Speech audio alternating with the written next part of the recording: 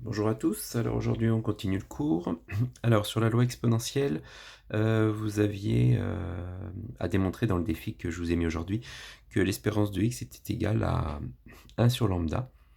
Voilà, et ensuite la durée de vie sans vieillissement qui correspond à la propriété 4. Si x est une variable aléatoire qui suit la loi exponentielle de paramètres lambda, alors la probabilité que x soit plus grand que t plus h, sachant que x est plus grand que t, est égale à la probabilité que x soit plus grand que h. Là, je vous renvoie au défi numéro 21, on l'a démontré avec des nombres, ça se démontrerait exactement de la même manière avec des variables t et h. Voilà. Alors, on passe à la loi normale centrée réduite, c'est la dernière loi que vous verrez donc en terminale. Dire qu'une variable aléatoire grand X suit la loi normale centrée réduite, notée grand N comme normale. 0,1, on verra un tout petit peu plus tard que ce sont la moyenne et l'écart type de cette variable aléatoire. Signifie que sa fonction de densité est définie sur R par f de x égale ceci. Donc ce qui veut dire graphiquement, si vous faites le graphique sur votre calculatrice, eh bien vous aurez une gaussienne, c'est ce qu'on appelle une gaussienne, c'est une courbe en cloche.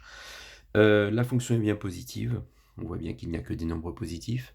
La fonction est continue, c'est une exponentielle sans valeur interdite en puissance, donc elle est bien continue. Voilà, et l'air sous la courbe, ça c'est la seule chose qu'on ne peut pas démontrer, c'est que l'air sous la courbe est égal à 1, on ne peut pas le démontrer parce que faire l'intégrale entre moins l'infini et plus l'infini de cette fonction-là, et c'est hors programme. Il faudrait une intégration par partie, ce que vous ne pouvez pas faire. D'accord? Mais en tout cas, l'air sous la courbe est bien égal à 1. Alors, c'est ce que je vous disais, donc une propriété déjà, donc si x suit la loi normale centrée réduite, alors son espérance, vous savez leur moyenne, hein, espérance de x c'est 0, et son écart type c'est 1, on le voit entre parenthèses. Alors le théorème 1 de Moivre Laplace, qu'est-ce que dit ce théorème? Il dit que si P était un nombre compris entre 0 et 1, hein, donc toujours en forme, c'est une probabilité, on suppose que pour tout entier naturel n, la variable aléatoire xn, donc je vous ai représenté ici la loi binomiale que vous aviez vue l'année dernière, c'est-à-dire que vous avez dû faire des diagrammes en bâton l'an dernier, où on calculait P de x égale 2, x égale 3, x égale 4, etc. Donc on obtenait des bâtons comme ceci, de paramètres n et p. Donc P, c'est la probabilité du succès, n, c'était le nombre de fois où on faisait l'expérience. Eh bien, si on pose grand Zn, qui est égal à xn moins np, alors np, c'est l'espérance. Si vous vous souvenez de l'année dernière, l'espérance de la variable aléatoire suivant une loi binomiale, c'est np, et son écart type, c'est la racine carrée de np, facteur de 1 moins p. Donc quand on soustrait la valeur moyenne, donc en gros, on est en train de déplacer tous nos petits bâtons ici, et qu'on divise par l'écart type, donc on obtient alors un graphique qui est différent du précédent, eh bien, le théorème de Moivre-Laplace dit tout simplement que si vous faites tendre n vers l'infini, donc plus vous augmentez l'expérience, plus vous faites 2 fois l'expérience, eh bien plus vous vous rapprochez en fait de votre gaussienne, puisque l'air sous la courbe eh bien, va être égal à la probabilité d'être entre petit a et petit b. Voilà, donc si j'avais redessiné ma gaussienne, vous la voyez ici, donc elle n'est pas à l'échelle bien sûr, mais en fait, la loi normale, c'est la loi qui approche la loi binomiale. Donc on passe du cas discret au cas continu grâce à la loi normale en fait. Concrètement, si x est une variable aléatoire suivant la loi normale centrée réduite, alors pour tout réel alpha, appartenant à l'intervalle 0,1, il existe un unique réel strictement positif, u alpha, tel que la probabilité que x soit compris entre moins u alpha et plus u alpha soit égale à 1 moins alpha. Donc 1 moins alpha correspond à la probabilité d'être compris entre moins u alpha et plus u alpha, et donc il existe un unique réel vérifiant ceci. Voilà, donc là ça paraît évident en fait, quand on regarde le dessin. Vous avez 2 valeurs à connaître. Si vous allez voir page 8 de votre livre, vous verrez que dans le programme, on vous invite à apprendre par cœur deux valeurs. Quand on est à plus 1,96 et moins 1,96, on obtient U005, c'est-à-dire 95%. Hein. Je vous rappelle que 0,05, ça fait 1 moins 0,05 ici, donc 95%. Vous avez 95% des valeurs qui sont comprises entre moins 1,96 et plus 1,96. Et pour le 99%, c'est moins de 58 et plus de 58. Alors, je vous montre comment on fait sur la calculatrice, parce que comme on ne peut pas calculer les intégrales, vous êtes obligé d'utiliser la calculatrice à partir du moment où vous voulez calculer, par exemple, si vous voulez calculer cette R-là, et vérifier que c'est bien 99%, eh bien, je vais vous montrer comment on fait. Donc, sur la Casio, vous allez sur Statistiques, vous allez sur Distribution, donc c'est F4, je vais essayer de le mettre de telle manière à ce que tout le monde voit bien. Donc, Distribution F4. La loi normale. NCD, donc lower qui veut dire la plus petite valeur, donc moins 2,58. Upper 2,58. Sigma, c'est le 1 qui se trouve qu'on ne retrouve pas ici mais sur la page précédente. Sigma c'est 1 et mu c'est l'espérance, donc c'est 0. Donc 1 et 0, je l'ai déjà écrit. Et qu'est-ce qu'on constate? On constate qu'on a bien 0,99. Donc 99% des valeurs sont bien entre moins 2,58 et plus de 58. Même chose, hein, si je voulais faire avec moins 1,96 et plus 1,96, je retrouve 95% des valeurs. Alors, si un jour vous n'avez plus en tête le 1,96 et le moins 1,96, eh bien dans ce cas-là, il suffit en fait d'aller sur distribution, loi normale, mais vous allez sur inverse norme. Tout à l'heure j'avais fait NCD, hein, j'ai oublié d'en parler je crois. Le C veut dire cumulate, hein, donc c'est comme ça qu'on sait lequel utiliser. Inverse norme, donc vous allez là. Ça veut dire que cette fois-ci, vous avez l'air qui se trouve au centre, donc centre. Vous avez left, right, centre, donc centre, center. Vous avez l'air qui vaut 99, donc 0,99%. Et sigma. Voilà, et vous retrouvez le moins 2,58 et le plus de 58, les deux valeurs sont données.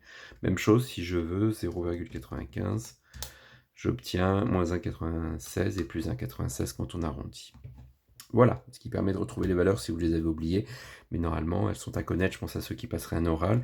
Vous êtes susceptible d'avoir un enseignant qui vous dise quelles sont les valeurs des réels positifs et négatifs, tels que l'air sous la courbe relative à la loi normale centrée réduite soit égale à 99%, et bien là vous devez lui sortir moins de 58 et plus de 58.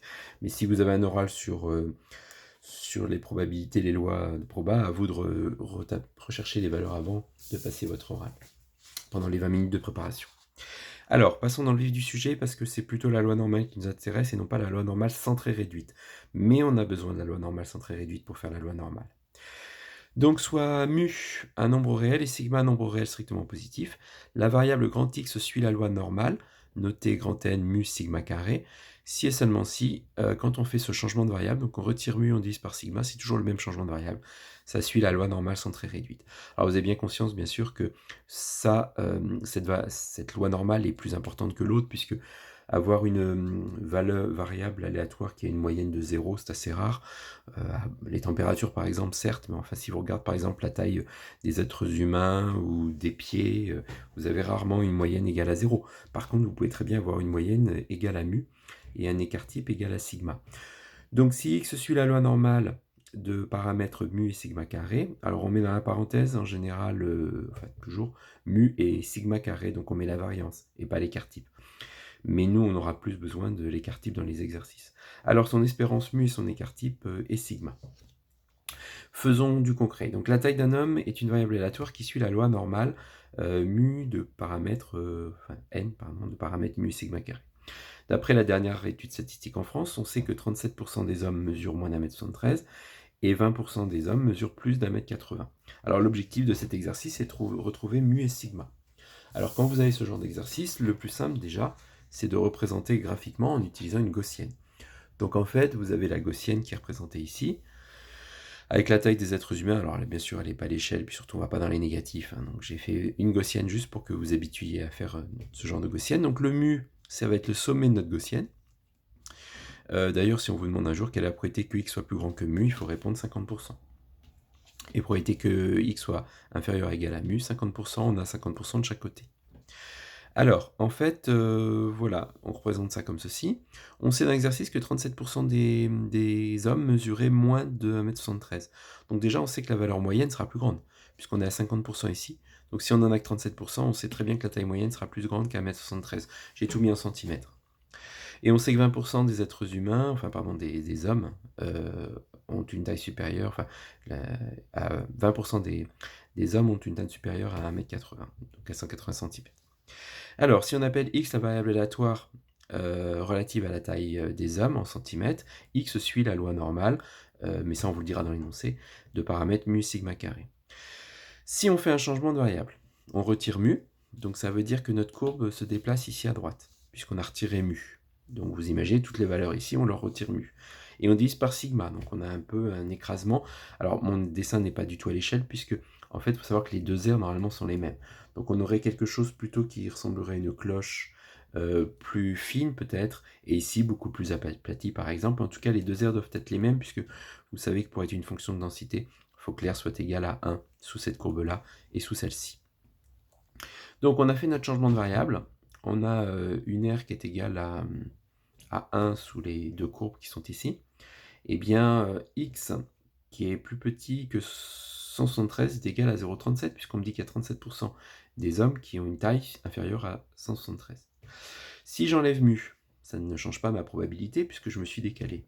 Si je divise par sigma, eh bien c'est la propriété qu'on a vue ici, ça ne change absolument pas la probabilité, puisque s'il y en a une qui suit une loi normale, l'autre suit la loi normale centrée réduite, et en fait, on obtient en fait la même probabilité, on a toujours nos 37% ici. Donc ce qui veut dire que x moins mu sur sigma, je peux le remplacer par y, donc ça fait la probabilité que y soit inférieur à 73 moins mu sur sigma, qui est environ égal à 0,37. Même chose ici avec la deuxième variable, on obtient 0,2. Et bien c'est là qu'on prend notre calculatrice, et comme on a fait un changement de variable, ce qui veut dire que je suis maintenant donc distribution, loi normale, je vérifie si tout le monde voit bien, ça marche, loi normale, inverse norme. Je sais que c'est la loi normale centrée réduite, c'est l'intérêt de faire un changement de variable. Je ne pouvais pas faire cet exercice sans changement de variable, puisque dans ce cas-là, j'aurais mu et sigma, et je ne pouvais pas remplacer sigma et mu par leur valeur. Par contre, en faisant un changement de variable, j'obtiens mu qui vaut 0 et sigma qui vaut 1. Et bien là, je sais que l'air à gauche, donc ça veut dire que je vais écrire left. Je sais que l'air est égal à 0,37. Et ça me donne automatiquement la valeur de 173 moins mu sur sigma, qui vaut moins 0,33, on le voit à la calculatrice. De la même manière, si j'écris maintenant right, j'écris une aire qui est égale à 0,2, j'en déduis 0,84. Donc j'obtiens un système de deux équations à deux inconnues, que vous savez résoudre sans problème, il suffit déjà de transposer le sigma de l'autre côté. Donc on obtient sigma. De soustraire les deux pour faire disparaître mu, on obtient alors 7, puisque les mu s'en vont. Donc 180 moins 173, j'obtiens 7. 0,84 sigma moins 0,33 sigma, ça fait 1,17 sigma. Je divise 7 par 1,17, ce qui me donne environ 6. Et une fois que j'ai la valeur de 6 ici, il suffit de transposer le mu et transposer le moins 0,33 sigma. J'obtiens alors le mu qui vaut 175. Donc j'obtiens une taille moyenne pour les êtres humains de 175 cm et un écart type de 6 ou une variance de 36. Voilà ce qui termine l'exercice. Je vous invite à vous entraîner avec le numéro 38 de la page 416, qui est un bon entraînement et que je corrigerai la prochaine fois. Voilà.